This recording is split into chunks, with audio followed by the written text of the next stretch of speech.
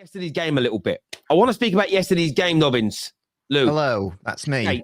Yeah, Nobbins, 3 games without a win for City. What's going on? I mean, talk about crisis.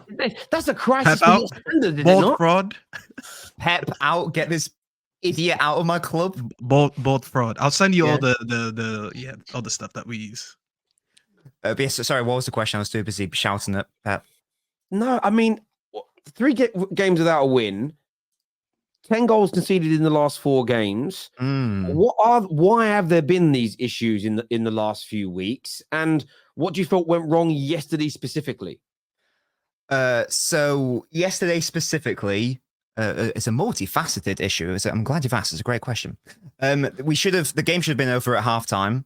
It should have been 3-1, 4-1, 5-1. We missed a couple of really easy chances. The best one and the worst one was when I think Emerson Royale was being pressed by Alvarez, who finds Bernardo, who finds Haaland, and he just misses an open net.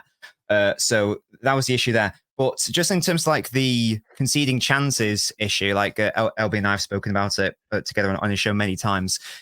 For me, it's not actually an individual. I mean, there are some individual defensive errors, sure. But for me, the main issue is a lack of midfield fluidity, and the midfield dynamics are totally off at Manchester City right now. A lot of that stems from the fact that we are playing a striker in the midfield, which also the fact that Rodri is just being left totally isolated at times. So it means that we are very easy to counter-attack through. If you think of for example, you think Spurs' second goal yesterday, it's Alvarez who plays a nothing, he attempts a blind 180 degrees hero ball to Haaland, gives it away. 5 seconds later, it's in the back of the net because our defensive shape is just non-existent because we weren't expecting to lose the ball there.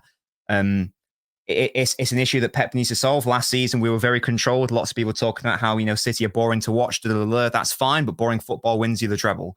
There's been too much of a willingness to give in to the chaos. And that in turn means that if you're more open to transitions, it means you're more open to counterattacks. That means you're more open to conceding chances and therefore goals. That's why we conceded so many against Chelsea, because we were far too open, conceded 4. Even against Liverpool, conceded an equaliser late on. Against Spurs, 2 of them were counterattacks, and 1 of them was an individual defensive error, in my opinion. So there are lots of problems, but as I say, the main one for me is the fact that the midfield just isn't what it used to be, and I'm not pinning the blame entirely on Alvarez, because I love him as a player and he is fantastic. But guess what? You put a striker in the midfield, you don't have as much control in the midfield. That's pretty basic, I feel like. So it's a defensive issue, and as I say, the finishing wasn't there. I'm not even going to entertain any arguments on the referee. I've got no interest in that argument. I understand that. Before I come to you, Lou, I do need to play this because I think it's important for the Football Terrace community to see it. Spurs left-hand side, up against Walker, puts the cross in. No!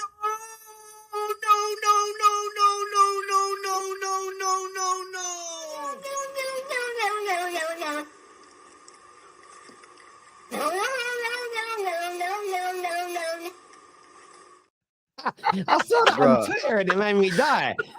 Sorry, Lou. I saw it on Twitter and I was like, that made me laugh. I love it. There, man. It doesn't happen very often. It doesn't happen very often because City wins so much. But I like it when they concede. Lewis, you know what, though, Terry? Yeah, I was because I was at the game. Yeah, so I had the game on once I left the bridge. And I was watching your first half. I thought you were playing quite well in the first half in terms of how you were attacking. I think that was a really good goal that Foden scored as well. But when I was watching you look in the second half, it kind of took me back to how you were playing in the Liverpool game. You were kind of playing as if you were winning by 3 or 4 goals. Do you know what I mean? You were playing with this arrogance that wasn't warranted because it was literally 2-1 at that point, right? So what is it at the moment? Why are you not killing off games? What do you think it is, Nobbins? What do you think it is, LB, man? Because you need to fix up quick. Because Arsenal right now, bro, they're in that driving seat, man, and you guys need to fix up quick. I mean, sorry, LB, go mate. Yeah, I was just saying, listen, it's quite simple. We need to start taking our chances. We need to start taking our chances. We need to get 2 goals advantage because our defense isn't defending as good as it should be. as you've seen against Chelsea, you've seen against Liverpool, you've seen yesterday, we can't hold a 1-goal lead. So at the moment, we have to score. We have to get a 2-goal advantage to be sort of confident of winning. So for me, it's just a case of taking our chances when we get them. Because the annoying thing is, we're not even played bad in these last 3 games. Do you know what I mean? We've just had individual errors. We scored 4 against Chelsea. We did quite well against Liverpool. And then we did all right yesterday as well. We're just not scoring the chances when we're getting them and killing off games. It's as simple as that. There's probably a mentality issue, something going on, because we're conceding a lot of late goals. But I don't think like it's a massive deep dive into what's going on. I think it's staring us all in the face. Yeah, but even when I'm watching though, Lewis, yeah, like you're moving the ball very slowly. I'm not really seeing any patterns being built in possession. I'm not really seeing the same City. And we normally say this at the start of the season, but usually you've got a Mahrez to fall back on. You've got a Gundogan to fall back on. You know, now you've got different players of different quality, bro. So it's different. You know, January, you're going to have to make a few signings, in my opinion. You know, KDB's going to come back. We don't know how he's going to come back right now. So you don't have some work to do, man. You've definitely got some work to do. Mentality-wise, you know, are these players demotivated? There's a lot of questions for Man City right now, man. And you guys aren't, you know, you can be criticized. I know you lot have done big things, but at the end of the day, right now, you're not playing well. Let's be real about it. Overall, over 90 minutes, you're not doing enough to be winning these games. And I've actually predicted that you're going to draw against Villa. I think Villa will score at least 2 against you guys, how you're playing right now. You know what I'm saying? You ain't got Rodri that game as well. It's long right now for you guys, man. Got no players in that game. Bloody hell.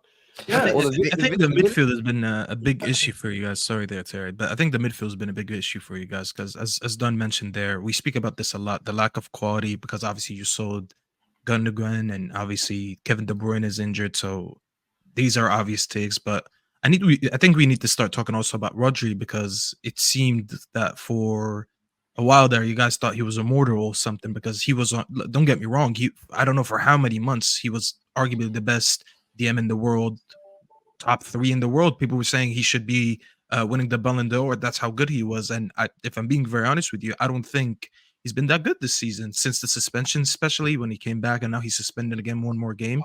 And I think a big part of it has to do with that he's been playing a lot of games. There's no sustainable replacement for him when he's not having a good game or he's having a day off to take him out after 60, 70 minutes, bringing someone else on. I don't think you guys have that. And that's fine, by the way. Like, I'm not even trying to bash Rodri. He's, at the end of the day, he's a football player. Football players are meant to have bad runs, meant to have bad games. But he's the single most important player in that midfield. And when he's not on it, it shows, because I think your midfield has been looking sluggish. And when's the last time we said that about a City midfield? It's been. I don't think it's a Rodri issue, though. It's an issue of he's basically being given an impossible task. This was most prevalent in the Chelsea game. We left him isolated against 3 players: Palmer, Sterling, and Gallagher. Not even like 2011 Sergio Busquets could have done that task.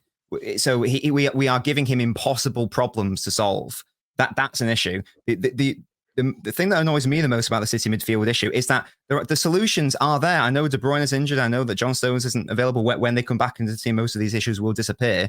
But the simplest solution is to just drop Alvarez and play Rico. That solves so many issues immediately. That means you can then play Foden in the actual centre. And guess what? As we saw against Spurs, we had basically no creativity from the central areas. We had to always force it to Doku or Foden. That means you can play Foden, our best player this season, our best central creator in the team without De Bruyne. You can actually play him in the middle.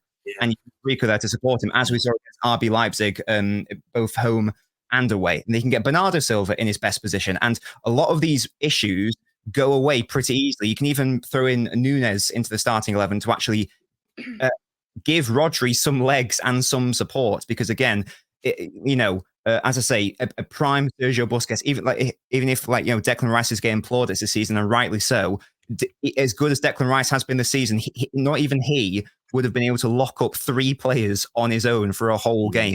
So yes, and Rodri is getting exposed, or whatever you want to say. His deficiencies are being more easily seen, but I don't think it's a Rodri specific issue. I think it's a systemic issue, and it's the fact that he's not being properly supported.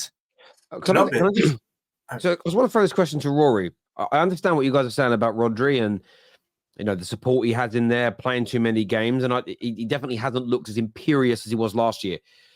Rory, could there? A lot of fans are throwing out this theory, and I want to get your take on it. is there an element of both the players, the manager, and maybe including the fans in this? Is there a bit of post-treble hangover? Is there an element of maybe 5% lack of motivation or complacency that's kicked into this City team? Yeah, I think so. And I think it would be almost impossible for there not to be. Like, after you win that, you do kind of look into the next season. Like, they've got that feeling now, and the motivation has to drop a little bit.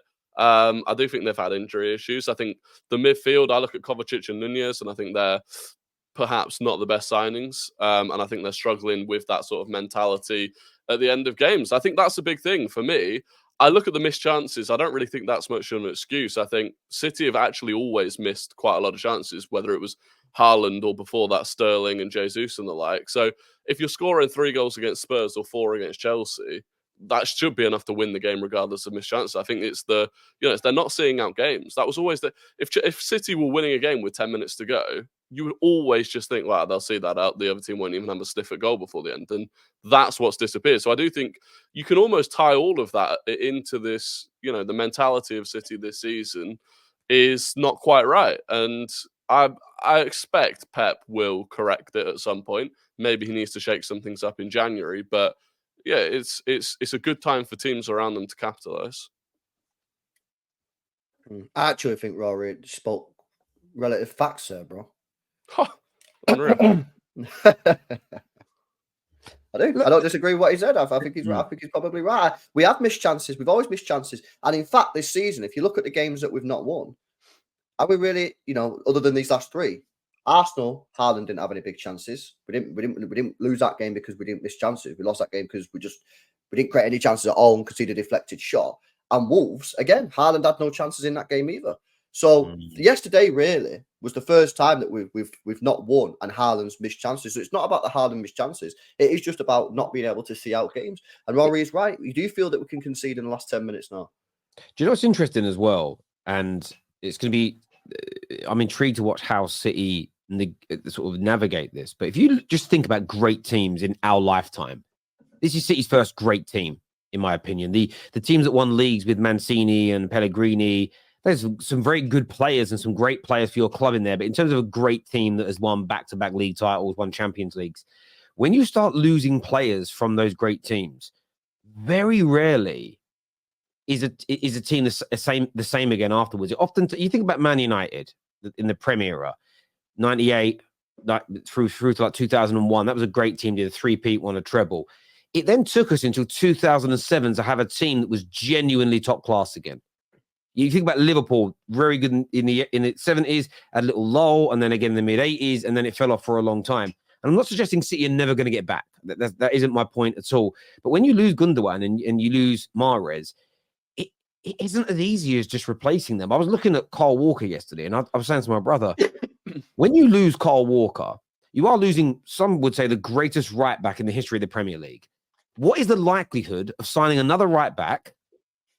In fact, you're probably never signing a right back as good as him again if he's the greatest ever to play. And I think that's the issue that Chelsea City are going to go through is that it's almost impossible to replicate what you've done straight away because there just may not be players in the world that are as good as him, say, defensively, as fast as him. Because the amount of times if he's caught out of position, his recovery pace, like sorts of, who in the world is as good as a defender that's as fast as him? So when he eventually leaves, you're not going to start losing every single game, but there'll be moments where you'll think, he'd sorted him out there. And I think there's an element of that creeping in now as well, with KDB being out injured, Gundogan leaving, Mahrez having gone, that you're still a brilliant team. I still think you're the best team in the world, but you're just not quite as invincible, not quite as strong as you were. And those little sort of weaknesses are just being exposed. And I say exposed, I'm talking in the context of a title race because you're still amazing.